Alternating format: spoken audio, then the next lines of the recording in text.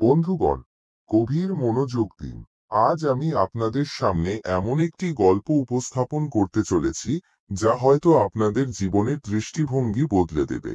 এই গল্পটি সময়ের গুরুত্ব এবং এর সঠিক ব্যবহারের অপরিহার্যতা তুলে ধরবে। আমরা প্রায়শই সময়কে তুচ্ছ জ্ঞান করি, কিন্তু এই ছোট্ট অথচ গভীর তাৎপর্যপূর্ণ কাহিনীটি প্রমাণ করবে যে সময় আসলে কতটা মূল্যবান। তাই আসুন আমরা সকলে মিলে এই প্রেরণামূলক যাত্রায় অংশ নিই এবং উপলব্ধি করি প্রতিটি মুহূর্তের গুরুত্ব।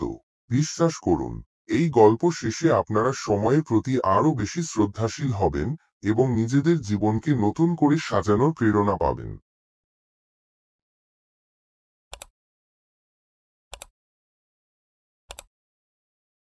অনেক অনেক দিন আগের কথা। এক বিশাল রাজ্যে যুবরাজ ছিলেন অর্ণব। সুদর্শন, বুদ্ধিমান এবং সাহসী হওয়া সত্ত্বেও তার মধ্যে একটি বড় দুর্বলতা ছিল: সময়ের প্রতি উদাসীনতা। যে কোনো কাজ তিনি ফেলে রাখতেন। ভাবতেন, এখন তো অনেক সময় আছে। রাজকার্য থেকে শুরু করে সাধারণ বিশ্রাম পর্যন্ত সবকিছুতেই তাকেই পরে করব মানসিকতা প্রবল ছিল। রাজ্যের প্রবীণ মন্ত্রী বিনয় কুমার বহুবার যুবরাজকে সময়ের গুরুত্ব বোঝানোর চেষ্টা করেছিলেন, কিন্তু অর্ণব তার কথায় কর্ণপাত করতেন না। তিনি মনে করতেন, রাজপুত্র হিসেবে তার হাতে অফুরন্ত সময় রয়েছে। একদিন মহারাজ গুরুতর অসুস্থ হয়ে পড়লেন। রাজ্যের শ্রেষ্ঠ বৈদ্যরা দিনরাত চেষ্টা করেও তার শারীরিক অবস্থার উন্নতি ঘটাতে পারলেন না। মহারাজ ধীরে ধীরে দুর্বল হয়ে যাচ্ছিলেন। যুবরাজ অর্ণব পিতার অসুস্থতায় অত্যন্ত উদ্বিগ্ন হয়ে পড়লেন, কিন্তু তখনও তিনি ভাবছিলেন মহারাজ সুস্থ হয়ে উঠবেন। তখন রাজ্যের প্রবীণতম ঋষি দেবদত্ত এলেন রাজপ্রাসাদে। তিনি মহারাজকে পরীক্ষা করে বললেন, মহারাজের জীবন সংকটাপন্ন। যদি আগামী পূর্ণিমা তিথির মধ্যে হিমালয়ের দুর্গম শিখরে অবস্থিত জীবনদায়ী নামক একটি বিশেষ ঔষধি গাছ এনে তার রস পান করানো যায়, তবেই তার প্রাণ রক্ষা হতে পারে। কথাটি শুনে যুবরাজ অর্ণবের মনে যেন আকাশ ভেঙে পড়ল। হিমালয়ের দুর্গম শিখরে যাওয়া এবং পূর্ণিমা তিথির আগে ফিরে আসা প্রায় অসম্ভব ছিল। তবুও তিনি তার পিতার জীবন রক্ষার জন্য দৃঢ় প্রতিজ্ঞ হলেন। পরের দিন খুব ভোরে যুবরাজ অর্ণব একদল বিশ্বস্ত রক্ষী এবং প্রয়োজনীয় রসদ নিয়ে হিমালয়ের পথে রওনা হলেন। পথ দুর্গম ছিল, পদে পদে বিপদ। উঁচু পাহাড়, গভীর খাদ, সাপদসংকুল বন, সবকিছুই তাদের অগ্রগতিতে বাধা সৃষ্টি করছিল। যাত্রার প্রথম কয়েকদিন যুবরাজ তার স্বভাব অনুযায়ী কিছুটা ঢিলেমি দিলেন। তিনি ভাবলেন, পূর্ণিমা আসতে তো এখনো অনেক দিন বাকি, তাই তাড়াহুড়ো করার কি প্রয়োজন। রক্ষীরা তাকে দ্রুত চলার অনুরোধ করলেও তিনি তাদের কথায় তেমন গুরুত্ব দিলেন না। কিছুদিন পর তারা একটি ছোট গ্রামে এসে পৌঁছালেন। সেখানে তাদের সাথে দেখা হলো এক বৃদ্ধ জ্ঞানীর। জ্ঞানী লোকটি যুবরাজের উদ্দেশ্য জানতে পেরে দীর্ঘশ্বাস ফেললেন। তিনি বললেন, হে রাজপুত্র, তুমি যে সময়ের মূল্য বুঝতে পারছো না, তার প্রমাণ তোমার ধীর গতিতেই স্পষ্ট। মনে রেখো, সময় কারো জন্য অপেক্ষা করে না।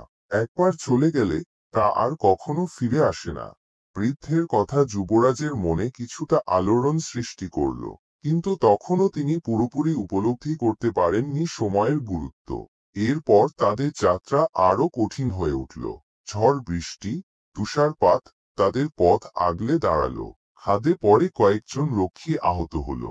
রসদও ফুরিয়ে আসতে শুরু করলো। এই কঠিন পরিস্থিতিতে যুবরাজ ধীরে ধীরে বুঝতে পারলেন প্রতিটি মুহূর্ত কত মূল্যবান। যে সময় তিনি আগে অবহেলায় কাটিয়েছেন, সেই সময় এখন তার কাছে সোনার চেয়েও দামি মনে হচ্ছে। কোনো মতে তারা হিমালয়ের কাছাকাছি পৌঁছালেন, কিন্তু জীবনদায়ী গাছটি কোথায় পাওয়া যাবে সে সম্পর্কে তাদের কোনো ধারণা ছিল না। যুবরাজ হতাশ হয়ে পড়লেন। তখন তার মনে পড়ল বৃদ্ধ জ্ঞানীর কথা, সময় কারো জন্য অপেক্ষা করে না। হঠাৎ তাদের নজরে পড়ল এক ধ্যানমগ্ন সাধু। যুবরাজ এবং তার সঙ্গীরা সাধুর কাছে গিয়ে জীবনদায়ী গাছের সন্ধান জানতে চাইলেন। সাধু প্রথমে নীরব রইলেন, তারপর ধীরে ধীরে বললেন, এই গাছের সন্ধান পাওয়া সহজ নয়। এর জন্য প্রয়োজন একাগ্রতা, ধৈর্য এবং সময়ের সঠিক ব্যবহার। সাধু তাদের একটি রহস্যময় মানচিত্র দিলেন এবং বললেন, এই মানচিত্র তোমাদের সেই গাছের কাছে নিয়ে যাবে, কিন্তু মনে রেখো, প্রতিটি মুহূর্ত তোমাদের জন্য মূল্যবান। যদি তোমরা সময়ের অপচয় করো তবে কখনোই সেই গাছ খুঁজে পাবে না। যুবরাজ মানচিত্রটি হাতে নিয়ে নতুন উদ্যমে যাত্রা শুরু করলেন। এবার তিনি আর এক মুহূর্তও নষ্ট করলেন না। দিন-রাত একটানা পথ চললেন। তার মধ্যেকার সেই আলস্য ভাব সম্পূর্ণ দূর হয়ে গেল। তিনি বুঝতে পারলেন তার পিতার জীবন এখন তার প্রতিটি পদক্ষেপের উপর নির্ভরশীল। দীর্ঘ এবং কঠিন পথ পেরোনোর পর অবশেষে তারা সেই দুর্গম শিখরে পৌঁছালেন যেখানে জীবনদায়ী গাছটি পাওয়া যায়। গাছটি দেখতে অদ্ভুত ছিল, তার পাতাগুলো সোনালী আভায় ঝলমল করছিল। যুবরাজ দ্রুত সেই গাছের কিছু পাতা সংগ্রহ করলেন এবং যত দ্রুত সম্ভব প্রাসাদের দিকে রওনা হলেন। ফেরার পথেও তাদের নানা বিপত্তির সম্মুখীন হতে হলো। কিন্তু এবার যুবরাজ ছিলেন সম্পূর্ণ ভিন্ন মানুষ। তিনি প্রতিটি মুহূর্তের সদ্ব্যবহার করলেন। দ্রুত এবং সতর্কতার সাথে পথ অতিক্রম করলেন। তার মধ্যে এখন সময়ের মূল্যবোধ জেগে উঠেছে। অবশেষে পূর্ণিমা তিথির একদিন আগে যুবরাজ অর্ণব জীবনদায়ী গাছের রস নিয়ে রাজপ্রাসাদে পৌঁছালেন। বৈদ্যদের নির্দেশ অনুযায়ী মহারাজকে সেই রস পান করানো হলো। ধীরে ধীরে মহারাজের শারীরিক অবস্থার উন্নতি হতে শুরু করল। কয়েক দিনের মধ্যেই তিনি সম্পূর্ণ সুস্থ হয়ে উঠলেন। মহারাজ সুস্থ হওয়ার পর যুবরাজ অর্ণব তার কাছে গিয়ে অতীতের ভুলের জন্য ক্ষমা চাইলেন। তিনি বললেন, পিতা, আপনার অসুস্থতা আমার চোখ খুলে দিয়েছে। আমি বুঝতে পেরেছি সময়ের মূল্য কতখানি। আমি প্রতিজ্ঞা করছি আর কখনো সময়ের অপচয় করব না। মহারাজ পুত্রের পরিবর্তন দেখে অত্যন্ত আনন্দিত হলেন। তিনি বললেন, পুত্র, দেরিতে হলেও তুমি সত্য উপলব্ধি করেছ। এটাই সবচেয়ে বড় কথা।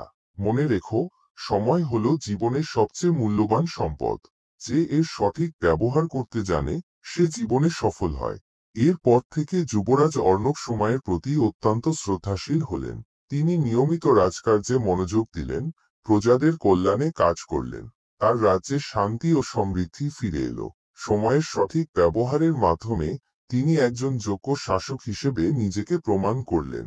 গল্প থেকে আমার শিক্ষণীয় মন্তব্য।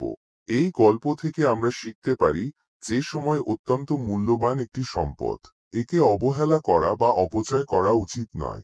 জীবনের প্রতিটি মুহূর্ত গুরুত্বপূর্ণ এবং আমাদের উচিত সেই মুহূর্তগুলোর সঠিক ব্যবহার করা। যখন কোনো গুরুত্বপূর্ণ কাজ সামনে আসে তখন পরে করব মানসিকতা পরিহার করে দ্রুত পদক্ষেপ নেওয়া উচিত। সময়ের মূল্য উপলব্ধি করতে পারলে আমরা জীবনে অনেক বাধা অতিক্রম করতে এবং সফলতা অর্জন করতে সক্ষম হই। Benjamin Franklin. তুমি কি জীবনকে ভালোবাসো? তাহলে সময় নষ্ট করো না, কারণ জীবন সময়ের সমষ্টি। প্রিয় দর্শক, আশা করি এই প্রেরণামূলক গল্পটি আপনাদের ভালো লেগেছে এবং সময়ের মূল্য সম্পর্কে নতুন করে ভাবতে শিখিয়েছে। যদি ভিডিওটি আপনাদের সামান্যতম অনুপ্রাণিত করতে পারে তবে একটি লাইক দিয়ে আমাদের উৎসাহিত করুন। আপনার মূল্যবান মতামত কমেন্ট বক্সে লিখে জানান গল্পটির কোন অংশটি আপনার সবচেয়ে বেশি ভালো লেগেছে। এবং অবশ্যই ভিডিওটি আপনার বন্ধু ও পরিবারের সাথে শেয়ার করুন, যাতে তারাও সময়ের গুরুত্ব উপলব্ধি করতে পারে এবং জীবনে সফল হতে পারে। আপনার একটি শেয়ার হয়তো অনেকের জীবনের দৃষ্টিভঙ্গি পরিবর্তন করে দিতে পারে। ধন্যবাদ।